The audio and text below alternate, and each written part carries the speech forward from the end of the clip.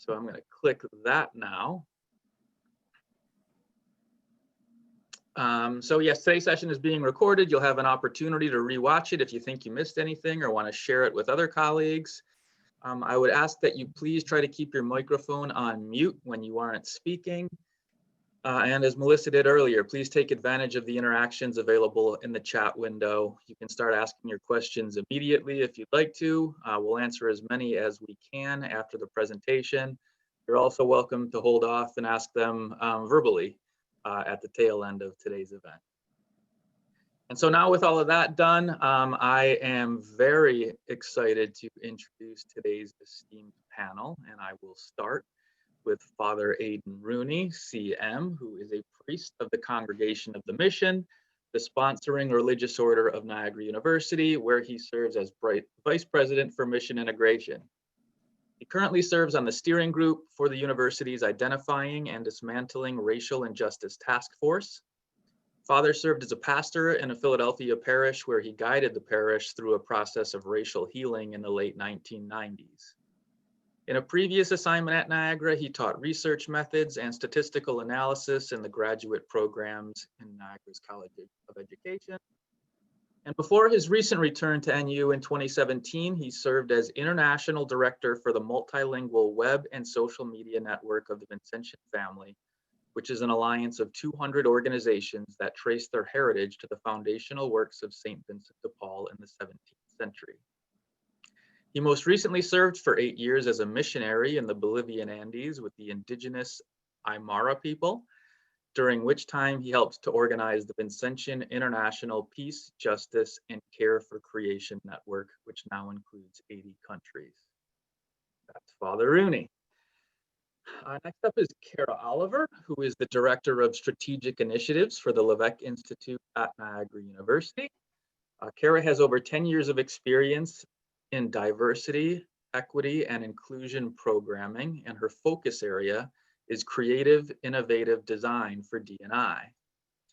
Kara's work also extends to her personal endeavors. She is a children's book author, and her focus is centered on creating diversity and literacy for BIPOC children.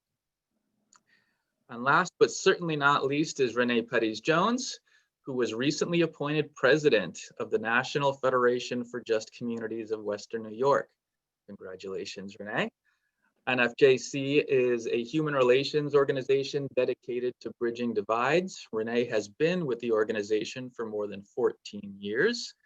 As I mentioned earlier, she also proudly serves as diversity chair for PRSA's Buffalo Niagara chapter, and is also secretary on the Northeast District's Board of Directors.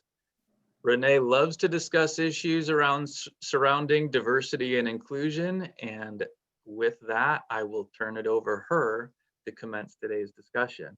Rene. Thank you, Mike. Appreciate that, and welcome everybody. I'm so glad to see so many boxes sitting up here. This is wonderful that we've got this much energy and passion, and I am so appreciative of our two panelists that will be helping and guiding our discussions today. And I'm going to just try to play that in between person that will help direct our discussions and monitor our chat feature. So if you've got some questions, slide them right into that chat feature. We'll try to take them as we can. That way we'll get a chance to have more voices heard at this point. So the way we thought we would try to run our session today is fairly simple. We thought we would just throw out some terms that people hear, common terms, obviously, when you're talking about DEI issues, and just get opinions and directions from our panelists as to how they would define those terms. So with that said, let's take it back to the basics. So Kara and Reverend Rooney, how would you like me to address you? Can I say? Aidan is fine. Perfect. All right, so let's do it that way. We'll say Aidan and Kara. I like that. That's so much easier. All right, so with that said, how about if we start with the very first basic term? When you hear diversity, what comes to mind when you think of diversity? And I know for me, I tend to include the word inclusion in that diversity definition. So I'll start. And then I'd like you two to both kind of chime in on your definition of the very basic diversity and inclusion.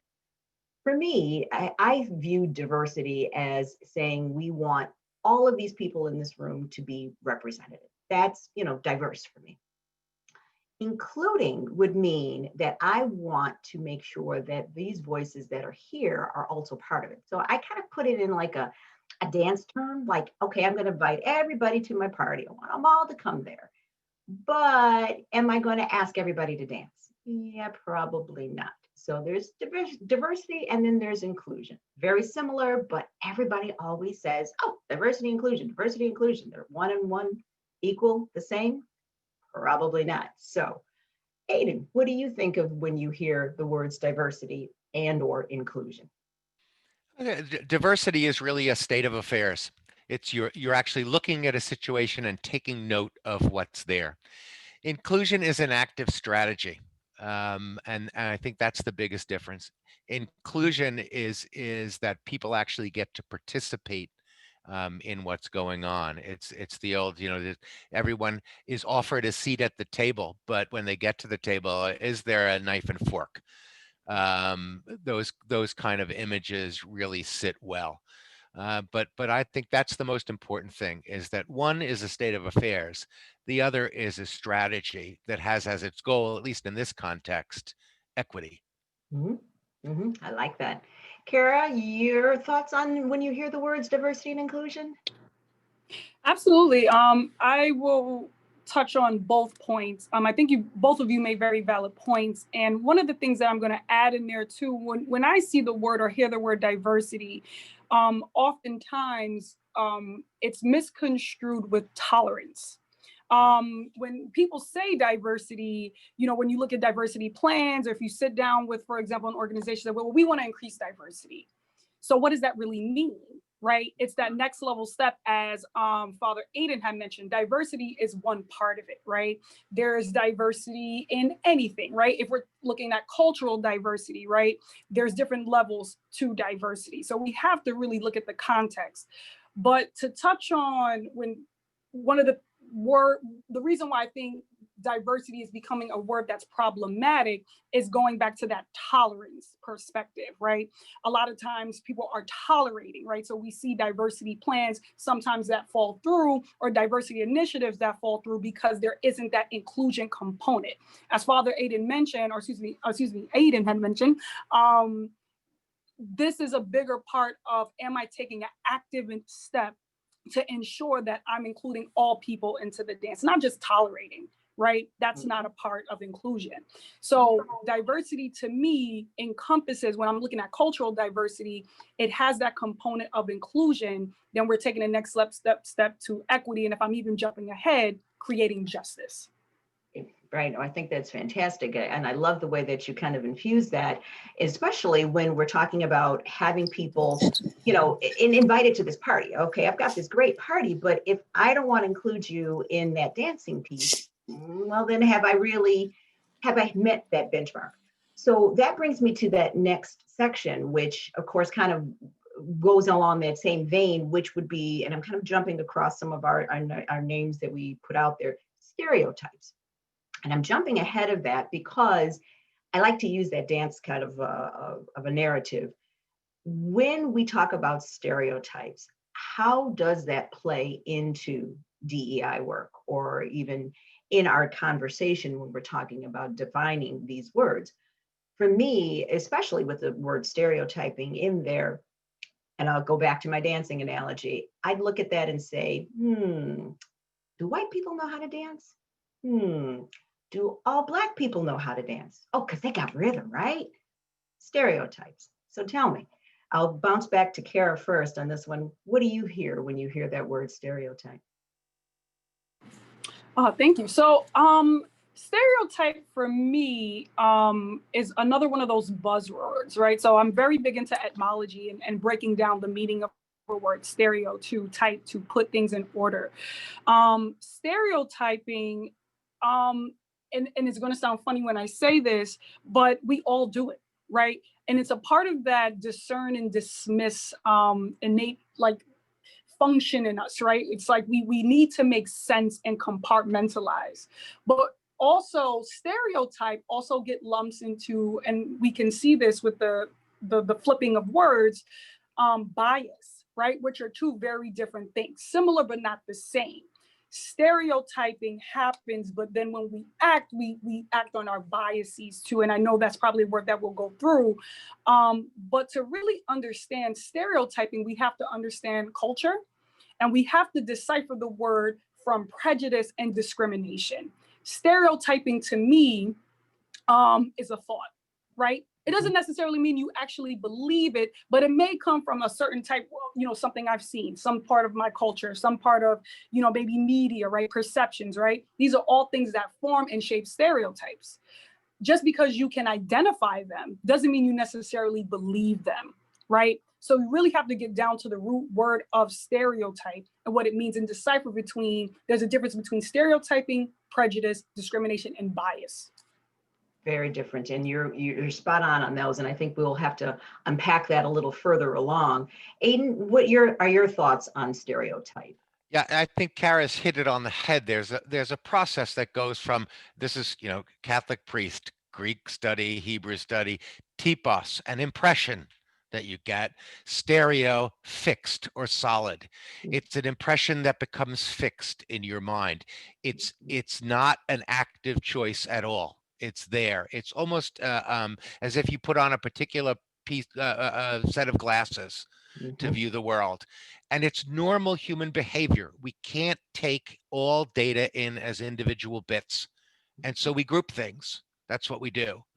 But what Kara's talking about is successive process that you become aware of what's going on in your head, so you don't end up in behavior that's discriminatory. And so I think that's right on. It's this process that we all have to deal with a very complex world.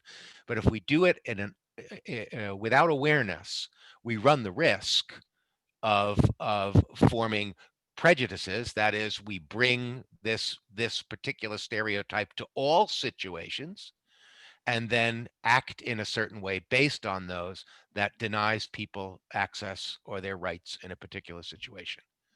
And you also brought out a really good word that I would kind of segue here, the word prejudice. I mean, how do we define prejudice? I mean, that's a very loaded word. And oftentimes people don't quite understand when they are stereotyping as opposed to being prejudiced. So going back to you, Aidan, I'll start with you. How do you view the definition of prejudice? So, I mean, that's another word that the root of the word is clear. It's a prejudgment. So I have a stereotype in general about, I'll use the dance metaphor. All Black people can dance. And so I get to the dance and I'm looking for a partner. Yeah? And so I immediately rule out all the white folks as my possible partners. That's prejudice right there. I've come to a situation and done that, right? And then the next move is what my behavior does. When I make the choice, then I'm working towards discrimination in that next moment. So it's the waypoint between a fixed way of viewing the world and the particular way of viewing the world in a particular situation. Great analogy. Kara, your thoughts on that word prejudice? Absolutely. So when I think of prejudice, and Aidan touched on the point really good, it's that next level step that comes after stereotyping. And so this is where bias comes in, right? And then we can start using the term actual like bias, right? I am prejudiced against something. I'm prejudging. I may not even have any sort of conceived notion of what I am prejudiced for, right? So that's why it's, again, going back to etymology and breaking down the structure and sentence of a word. But prejudice also, when we act on our prejudices, then we take that next level step into our behaviors, right? So it's always imperative for me when I think about the word prejudice that I'm thinking about two things, right? I'm thinking about the stereotype that came in my head, right? That even led to me getting to that point. And then what is my next step before I start to act, right? So just acknowledging And that's the thing about prejudice. I think sometimes folks can skip over that, but understanding that prejudice is a bias or a preconceived notion or idea about something, and you start to get to the point where you act on. Mm-hmm. Great points. And I think you also led us to another word that I'd like to kind of unpack here, and that is the word bias. So when we're talking about bias, and of course, everyone hears that word being used when we're talking about DEI conversations, what does that lead you to, and in terms of a definition? Unconscious, conscious bias, we hear those all the time. Can you help us understand a little better from your perspectives what you believe bias is? And I'll jump back to Kara, because you started that word, and that's a great place for us to be at this point. Perfect. Sure. So there's different types of biases, and I encourage all, if you haven't had an opportunity to really look at the work that Harvard University has done centered around bias. There's actually an implicit bias test. And so here's the thing about bias. One of the things that we have to be conscious of is to know that biases, right, really, this is where we can get into the psychological part of it, right? Mm-hmm. So implicit bias really refers to the biases that we carry based on our understanding and how we're forming the world, right? So when we think about this from a racial context, and we're thinking about implicit bias in terms of racism, one of the things that always comes to mind is going back to stereotyping, right? Again, similar but not the same. They're not the same. We're talking about preconceived notions that are baseless, and then we're talking about things that are often deep rooted, right? And so there's confirmation bias, right? I'll give you a perfect example of that. If I say, I'm biased against Lenova's pizza, I'm just going to use a trite example here. I'm biased against it because someone told me it was nasty. Then I tried it for myself, and maybe I just didn't get a good slice of pizza that day. Confirmation bias, right?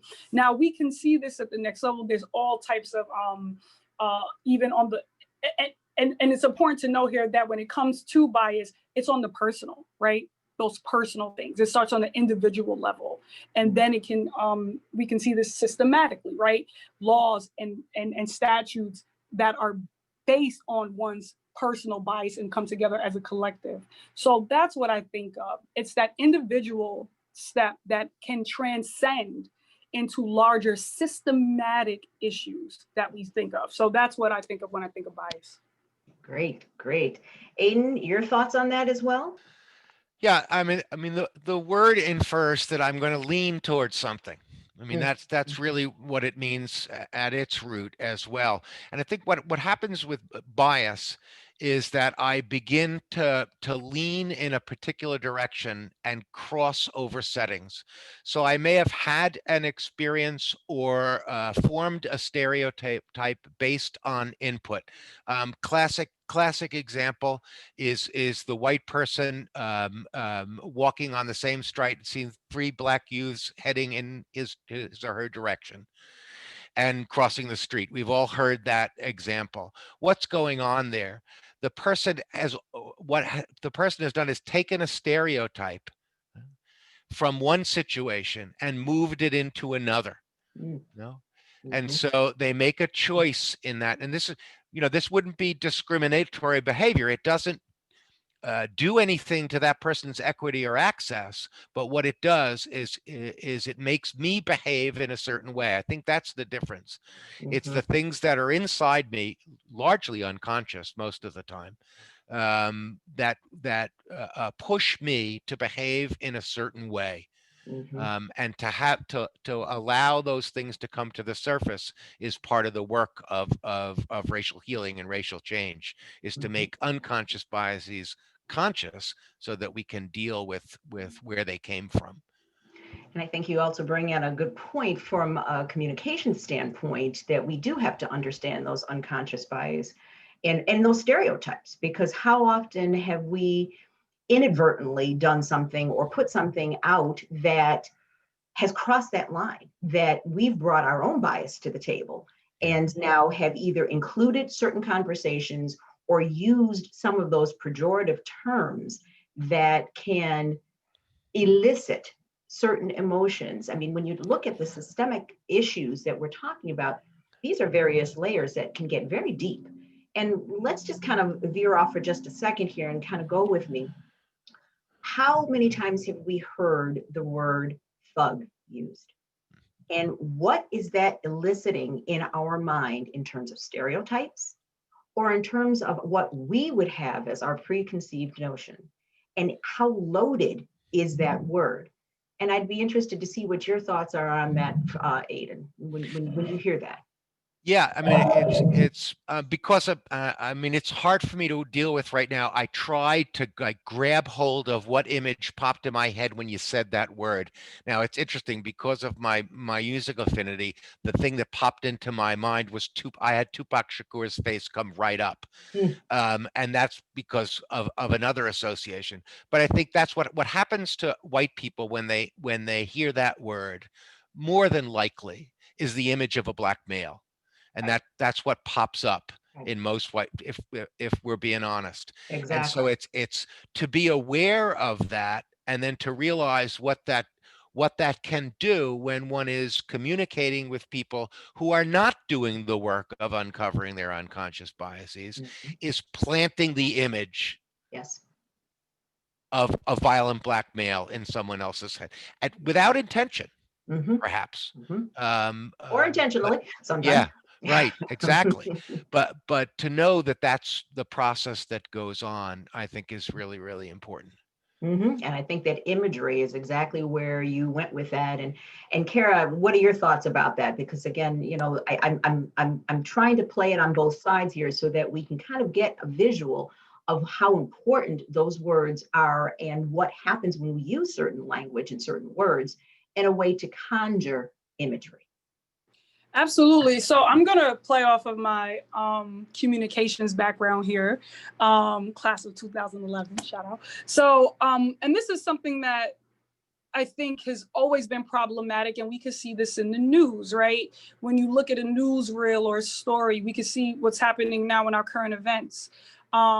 Been big, bold, black text, thugs, looting, right? And then you'll see an image of without any sort of context as to what is actually going on, right? Because it could be an assumption. But if you flip the coin, you see, you know, black and indigenous, you know, black and indigenous people of color on the front page. But then on the other side, right, you may see, you know, the same type of picture with maybe a white woman, right? So we have to be conscious too that gender does play a role in this. Gender politics really does play a role in the words that are used, especially in the media, and racial politics as well. So the intersections of what words, of the intersectionality is critically important to note when we're talking about language, right? And who gets labeled what, right? So the first thing that popped in my mind was the black man, right? Because this is what we have been indoctrinated with, right? When if we, and again, it goes back to how, not blaming media, but how media shapes culture, stereotypes, biases, play into even how stories are written, how stories are articulated. So again, words and pictures and imagery go hand in hand and how people decipher and navigate through those things. It's a pattern, right? So I go back to the sociological method of deconstruct, reconstruct, and construct, right? I have to break this down to understand it. And like Aidan said, if you're not doing the work, right, intentionally, these things are going to continue to happen, right? And we continue to get newsreels where we see black and brown men labeled as thugs, whereas maybe white women are labeled as, oh, well, this, you know, this person is getting food to feed their family. The same picture, but two different narratives. Right. Can I jump in there just for a second? Because you said the word narrative, and I think that's really important. This goes all the way back to the first things we started about when you talked about tolerance not being what you're looking for. There's something that's going on, and it's great in this context to talk about it, is to examine what the dominant narrative is. For instance, we go back to diversity. One of the tasks of diversity and inclusion is to decenter the dominant white narrative throughout the culture. That doesn't mean reject it and throw it out. That just means that up until this point and going forward today, the white narrative is the narrative. Mhm. And so to be aware of that and to kind of ask that question all the time, what narrative am I operating out of in this moment? And so if white is dominant, then tolerance is a reasonable response for diversity and inclusion. But if in a decentered reality, when all cultures are valued equally, then tolerance is not an approach to what needs to happen. Inclusion is what needs to happen. Wow. Because there's wealth, there's value Mhm. to be included for a culture. From the point of view of social justice, if participation and the common good is the ultimate goal of the way people interact and groups interact, if that's what we're looking for, a socially just society where the common good is maintained, then decentering narratives is one of the most important things that can happen. Or at least being aware of what narrative is actually running the show. And Mhm. as leaders in the communication field, that's really very, very important. Mhm. Mhm. Mhm. Mhm. I couldn't agree with you more. I think Yeah. that you hit that spot on. Yeah. You brought up several words that I'd love to get to, and I'm hoping that we'll be able to get to all of those. When you talked about intersectionality, Kara, help us to better understand, what does the word intersectionality mean? Sorry about that. I took myself off mute.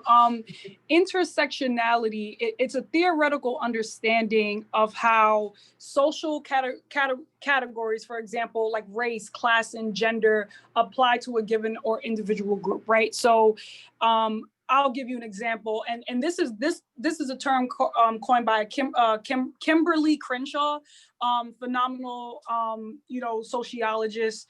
And one of the things that is so pivotal about this is that this word actually was came arise during what we call the modern day feminist movement, right? So when we look at feminism, and that's another word that we can get into that. What we started to identify, and what she started to identify, and a lot of scholars in this field, is that they were leaving out pivotal members of a movement, right? And not identifying. So when we're talking about problems, we're talking about creating equity, we're talking about creating access, right?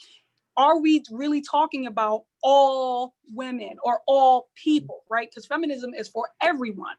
But in this case, what Kimberly Crenshaw recognized is that, going back to what Aidan had mentioned, this cultural hegemony centered around white voices. They are the dominant power structure. White women in this movement are the dominant. So how can we acknowledge the intersections, right? Or all the different areas that come to, right? And that come to, right? And that are pivotal when we're addressing discrimination, systems of disadvantage, right? So for example, a Black woman, the intersections of me being a cisgendered, able-bodied Black woman is very different of a transgendered Black, able-bodied Black woman. Two very different experiences, two very different intersections. So what I like to, I use food in my analogies. It's like an onion, right? When you have one layer, you peel it back, and then there's another layer in. So what intersectionality really looks at is, how can we understand the categories that exist of individuals or groups based on systems of discrimination or disadvantage. Wow, that's deep. Wow, Aidan, any additional thoughts that you can add to that at all? I mean, that really took us back. Yeah, really, because she really went boom. If you're not in the screen now, you're right there now. Can you actually say that one more time, Kara? Do you mind? You hear that? What part? So intersectionality is really just how we look at the interconnected nature of different classifications and social categories. So race, class, gender, age. I'm going to throw age in there because that is a very important one. Ability, right? So if we look at the protected classes and protected classes, what do we consider protected classes and how those things interlocked? And it gives us a framework for understanding one's political identities, right? To combine and create different modules for discrimination. I think somebody put, oh, did you put a link in there? If you really want to get a better understanding, and I can't quite see the link that you put, Kimberly Crenshaw actually wrote a great piece for Vox, and it was phenomenal. This is just an interview with Kimberly Crenshaw, just to get a little, Perfect. and there are more links that will take you to her book and things like that. Perfect. She is actually really great. Another great author, if anyone's ever read any of the work of Roxane Gay, Bad Feminists, really gets into intersectionality. Also, anything by Patricia Hill Collins, Black Feminist Thought. So these are some areas in which you can start to see this word and this term really come to light. And it's another one of those buzzwords, but I hope I said it again correctly. I say it differently depending on the time. I think you keep giving us more and more, so thank you for that. No problem. Well, now, of course, this leads us to another set of words that I'd like to unpack here. And it's kind of deep because a lot of people use these words interchangeably, and that's equity versus equality. And I know that we've touched upon some of these things in some of these conversations, and I really want to get to the differences and how you feel about that. I have a short video that I can share with you, and I'm hoping that that technology will work with us. And Mike, thank you for setting us up with this. I'm going to share my screen. Again, like we hope that technology, and it's just a quick little video that I'd like you to watch that will give you a bit of background. And then I'd like our panelists to kind of dive into that a little bit further, but let me get into this share screen and hopefully.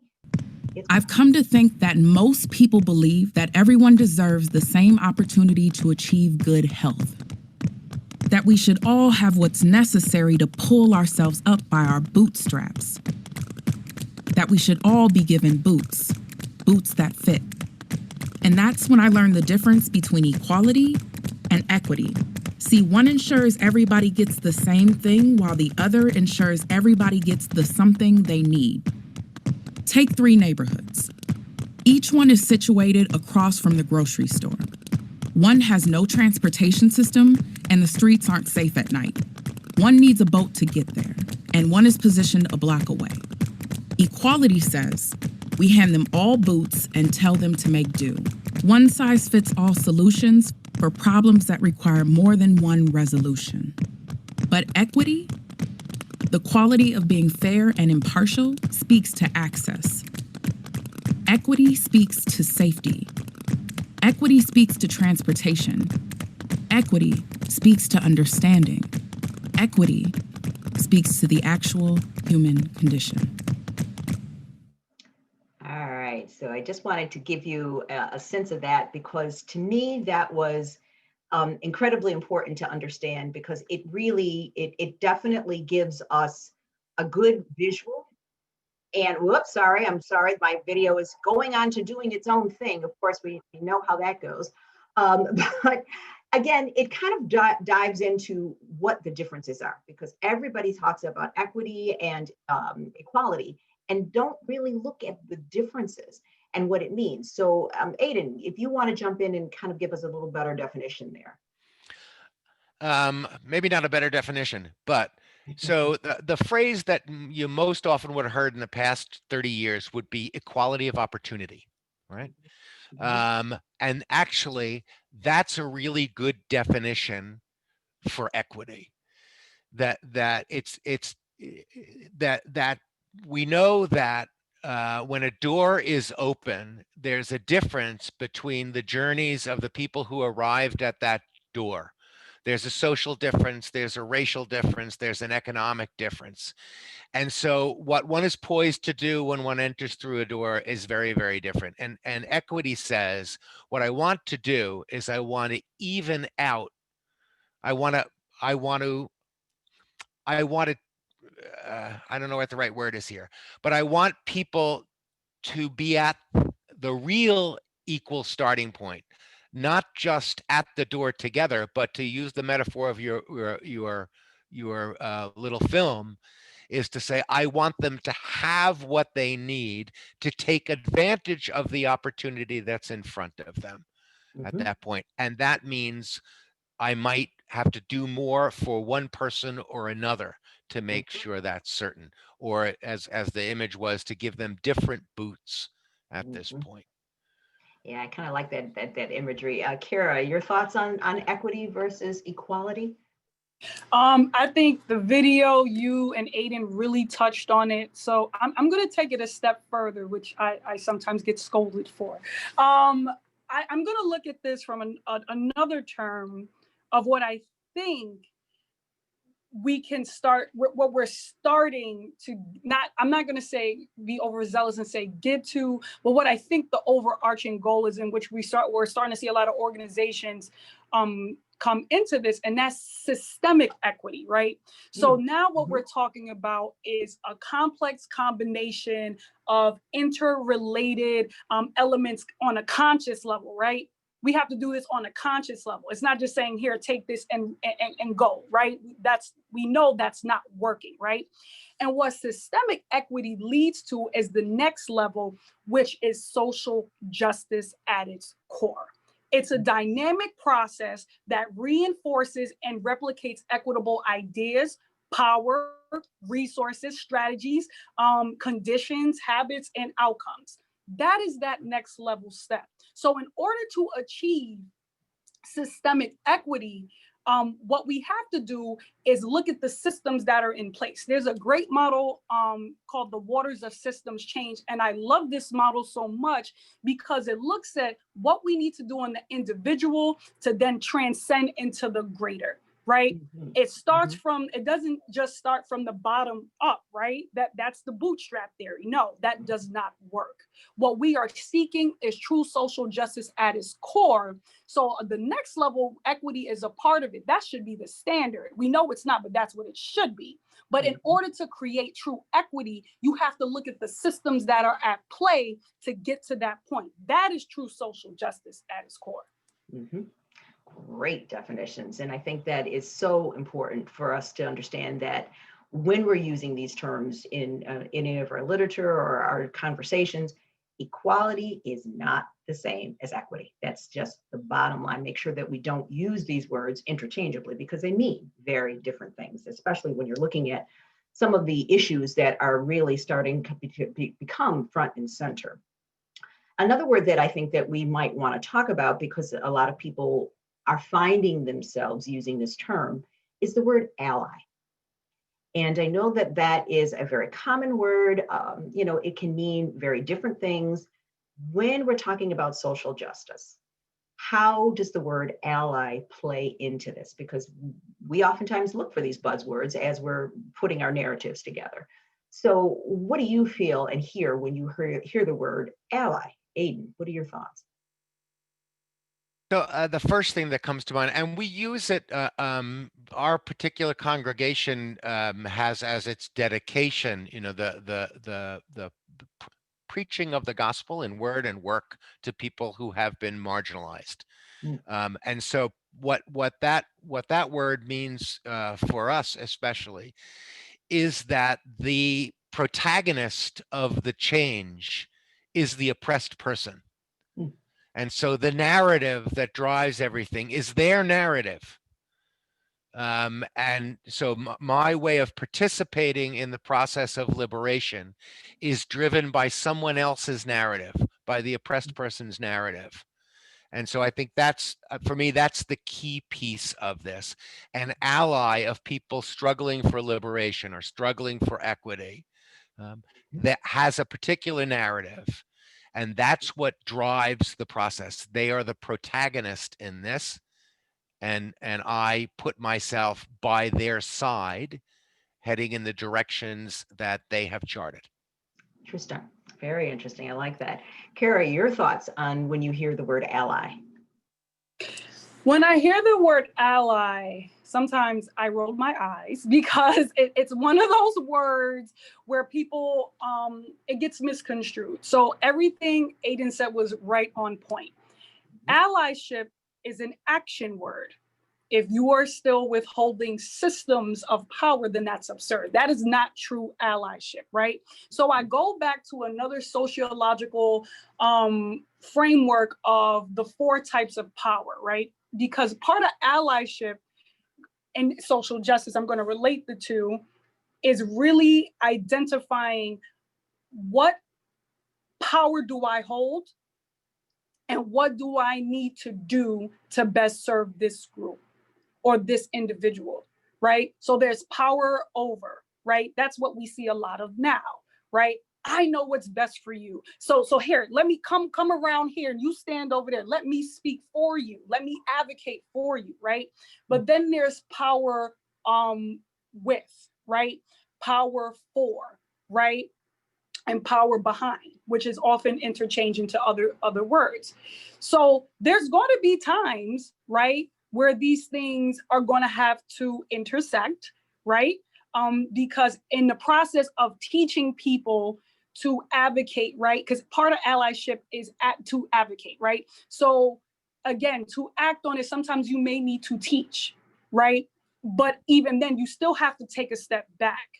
And if you're finding yourself being the voice of minoritized or marginalized communities, that is not allyship, right? Or coming out, coming through and say, "Hey, I'm here to step in," but you're not actively doing the work. That's not allyship. Allyship is about action, true allyship.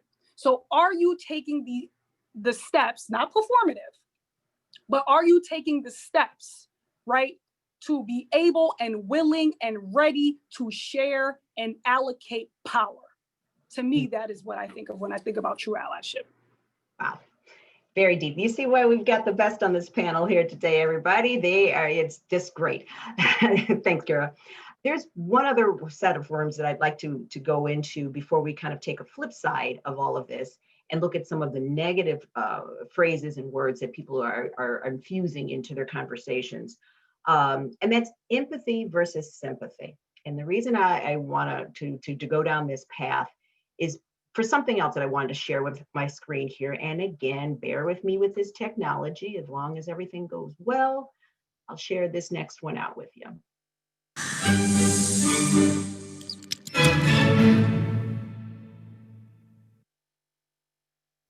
So what is empathy and why is it very different than sympathy? Empathy fuels connection. Sympathy drives disconnection. Empathy, it's very interesting. Teresa Wiseman is a nursing scholar who studied professions, very diverse professions where empathy is relevant, and came up with 4 qualities of empathy. Perspective taking, the ability to take the perspective of another person or recognize their perspective as their truth. Staying out of judgment, not easy when you enjoy it as much as most of us do. Recognizing emotion in other people and then communicating that. Empathy is feeling with people. And to me, I always think of empathy as this kind of sacred space when someone's kind of in a deep hole and they shout out from the bottom and they say, "I'm stuck, it's dark, I'm overwhelmed." And then we look and we say, "Hey, you climb down. I know what it's like down here, and you're not alone." Sympathy is, "Ooh, it's bad, no, you want a sandwich?" Empathy is a choice, and it's a vulnerable choice, because in order to connect with you, I have to connect with something in myself that knows that feeling. Rarely, if ever, does an empathic response begin with "at least."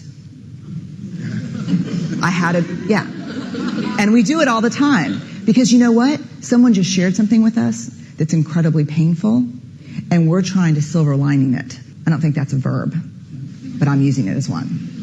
We're trying to put the silver lining around it. So, I had a miscarriage. Oh, at least you know you can get pregnant. I think my marriage is falling apart. At least you have a marriage. John's getting kicked out of school. At least Sarah is an A student. But one of the things we do sometimes in the face of very difficult conversations is we try to make things better. If I share something with you that's very difficult, I'd rather you say, I don't even know what to say right now. I'm just so glad you told me. Because the truth is, rarely can a response make something better. What makes something better is connection. All right, folks. So tell me your thoughts on that particular video. I'd be sorry about that. Very curious to hear your thoughts on that. Aidan, what do you think about that video that we just saw? Well, I think the distinction that was made is the important one. Is to almost feel what another is feeling as if it was your own. I think that's the distinction, like the inside or the outside. You know, sympathy is remaining outside and having true feelings. I'm not denying that someone could be really sorrowful for someone else's experience. But to enter in, I think is the big part of it. And I think Uh, that's kind of where I we- was going with this, to kind of segue into some of this negative Excuse me. connotations that we hear. Kara, any last minute thoughts before we segue into some of these terms that we should be avoiding? Absolutely. I'll just be very brief, and I'm glad that you used Brene Brown's video. Just shameless plug. Please read her book, The Power of Vulnerability: Teachings on Authenticity, Connection, and Courage, because that's exactly where that pulls from and it lends from. Again, I'm going to go back to words and language is so powerful, right? Because it guides us. It creates a framework for communication. And so when I think of the word sympathy, right, it's almost like there's a pity, right? There's two levels, right? It's like I take pity on you, but then it also gets into this like this notion of false positivity, right? Like sometimes people don't know what to say. They're like, well, at least it could be better, right? But sometimes what people need, right, from that constructivist standpoint, especially when we're talking about racial justice, racial healing, is empathy, right? And empathy is active. I may not be able to relate. I may not be able to relate. I may not be able to understand fully the scope of your problem, but I'm going to actively walk with you, right? So the analogy, taking a walk in someone's shoes, to me really encompasses empathy, because what you're doing is you're taking in fully their emotions, their feelings, for maybe even a moment their identity, right? And not passing judgment or not being quick to say, well, this is what you should do, you know? So that's what I think of the two differences. I think that's a great place to kind of segue into some of the things that we hear often. And, you know, we can always go on and on with these conversations because we're just literally scratching the surface. So I really do encourage you to connect with all of us in ways that will help to take deeper dives into some of these words. But some of the things, let's flip the script here and look at some of the things that we should avoid saying and doing. And one of the things that I hear a lot of people using, and I don't think they ever really think about what it means to say something like low man on the totem pole. How many times when we are working, we may slip and say it ourselves, the low man on the totem pole. Do we really understand how pejorative those terms have become and how normalized in our communications we've made those words, and how that can be a very pejorative term? Another one would be, they gypped me. How many times have we all said that? They gypped me. Oh, wow. That's loaded. And again, another one, and I just want to unpack some of these when, you know, I'm going to throw them out to our panelists. No comment from the peanut gallery.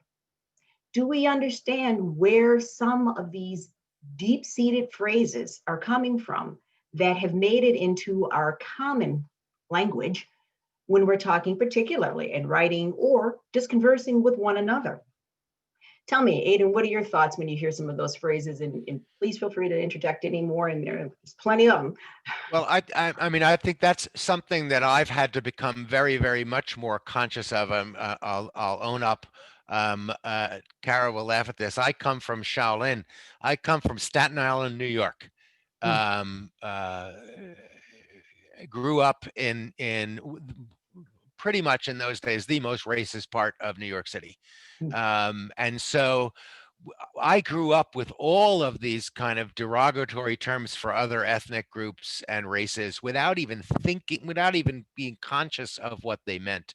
And so learning to redo one's metaphors is part of the active task. I can still communicate in shorthand ways without without aggressing, is what the word is, by using certain metaphors. So if I want to talk about my particular style of humor, which I would have called black humor for most of my life, but now I say what I say, gallows humor. I'm Irish. We think death is funny, and we talk about it that way all the time. But there's, I think, changing it to something like gallows humor makes the point just as well. And I think that's it. I guess for most of my life, it seemed rather trivial until you begin to understand the number of these kinds of aggressions that people from the non-dominant culture and women have to endure day after day after day after day after day, that I don't endure. And then I sit there and go, it's the old thing. Am I an ally or am I not? And that means I have to change my behavior. Because I have to empathize. I have to look at the world from the position of another person and say, what does this feel like? And then I'll change. And I'll throw something right at you. No can do. How many times have we used those words? Again, they're conjuring up words that we think of, but we don't realize those are very loaded terms that we shouldn't be using and recognizing as common words. And I did put that link in there, but again, we could really go down a whole path of negative words and phrases that people are using. But I want to give a chance for Kara to weigh in on all of that. Can you give me a moment on that one? Tell me, what are your thoughts? Sure, absolutely. And I'll try to keep it really brief. So a part of advancing any social justice agenda, right, you have to have guidelines for what I call conscientious communication, right? You have to be deliberate in how we frame dialogue and discourse. And now it's a catch-22 because a lot of these words and phrases are so dated that I don't even think people quite realize. I'm going to share something with you all. And again, I'm working from my phone because my computer is down here in my office, but the opportunityagenda.org, I can send you the link. They have the social justice phrase guide and how to switch and change your language. So it starts on the conscious level, right? For example, I'm going to give you a good example of this. Now, this spans not just when we're talking about race and, race in this context, but even with women, right? When you walk into a room, right, and you say, hey guys, right? Right. And just to lump and put, because our language, the English language and really romantic languages as well are very male dominated, right? So even if there's one woman in a room, right, then you just when you conjugate, okay, this is going to be, there's male, right? Because of the power structure, right? So what now terms you can use and what we're starting to see people shift to in organizations is saying, hey team, hey folks, sometimes with a K or an X, right? To give reverence to one's gender identity. So these things are layered. Yes. Right. And there's so many nuances. Or even, if someone, which this should never be said in a professional space, are you the R word? Right? Are you, which I can't stand that word, right? That is, when we look at a particular community, right, where that comes from, that's very offensive, right? Or saying things like, oh, you're turning a deaf ear or a blind eye, right? Things that at one point in time, no one would even, think twice of, but we think of ones who have various physical disabilities, right? And abilities, excuse me. So drop the idiom instead and say, you know what, maybe you're ignoring me, or you're being insensitive or misguided, right? Or even saying, we're going to have a powwow, right? Very pejorative against the Native community, especially in which a population, if we're looking at Western New York, in Niagara County and wherever I know folks are watching all over, think of those from the Native and Indigenous community, what that means. And you mentioned the low man on the totem pole, right? And so all of these terms and phrases, right, that may have sexist, anti-ability, racist connotations, we have to just take a step back, give ourselves permission, right? But then once we are aware, make an active change to not say those things. That's right. Seek out the resources. I know we've put a few links in there, and certainly I would encourage all of us to connect in. I know we have run out of time. I wish we had another hour or two to go in on this, because honestly, there is so much more that could be said in this conversation and needs to be said. This is literally just the tip of the iceberg. Always consider yourself a student and be willing to be active participant in your learning process. Seek out the resources, connect with people. We're out there. We've got resources available. We're happy to be that person to connect in. And making yourself vulnerable is key. Be really vulnerable and willing to learn from each other. I think that will help us to move this conversation even further. Thank you, Mike, for allowing us to have this conversation today with PRSA, and to our great and esteemed panelists, Reverend Aidan Rooney and Kara Oliver. You are the best. Thank you for bringing that A game here to this table. And for everybody who's logged on, I truly appreciate you spending some time with us. Looking forward to connecting in the future. This will not be the only time you'll hear from us. I am positive we are going to do this more often. So look out for those conversations, and we hope that you've gotten a piece out of it today. And thank you, everybody, for enjoying this afternoon with us. Have a great afternoon, everybody. Take care. Stay safe, everyone. Bye. Thank you, panelists. Thank you, everybody. Thank you. Have a great afternoon, everyone. Take care.